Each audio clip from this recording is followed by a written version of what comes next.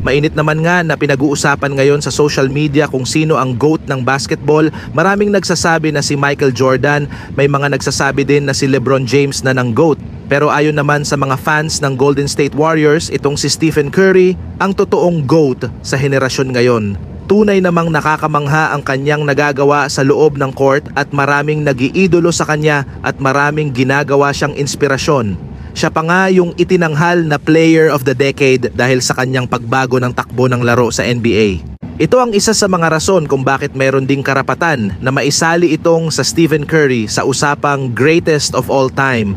Ito'y marahil siya lang ang natatanging manlalaro sa NBA na mayroong 4 na MVP awards. Una, yung kanyang pagiging unanimous MVP.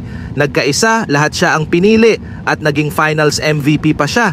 Naging All-Star Game MVP at naging Conference Finals MVP. Oo, hindi maitatanggi na malakas din itong resume ni LeBron and Michael Jordan sa usapang GOAT, pero hindi rin magpapatalo itong si Stephen Curry. Marahil iba't iba tayo ng opinion kung sino talaga ang GOAT. Sa mga fans na Michael Jordan, syempre si Jordan. Sa mga fans ni LeBron, syempre si LeBron. Sa mga fans ni Stephen Curry, si Stephen Curry. Para sa inyo mga tropa, kung kayo ang mabibigyan ng pagkakataong makapagboto, pangkabuuan, sino ang GOAT ninyo? Pakikomento naman sa ating comment section.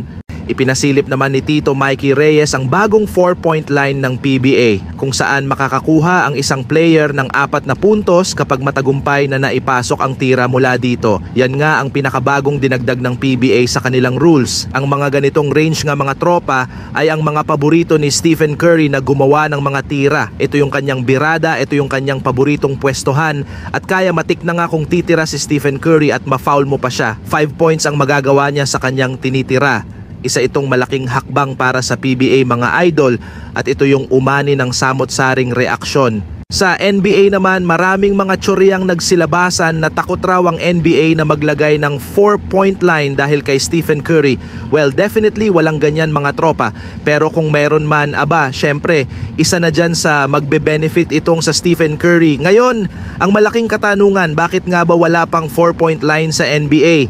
Gayong marami namang mga manlalaro ang pupwedeng makatira sa ganyang range. Ang paliwanag dyan ay mawawala ng balanse ang basketball. Syempre, ang sport na basketball ay nakapalibot sa teamwork, strategy, individual skill. At ngayon, kung maglalagay ka ng 4-point line, hindi na ito balance.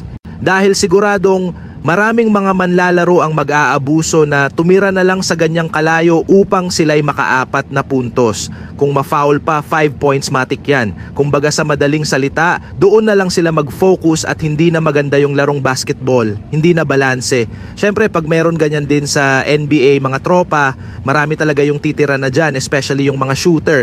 At syempre sa Golden State Warriors, etong sa Stephen Curry. Pinapanatili lamang nito ng NBA yung balanse na laban at balanse na laro.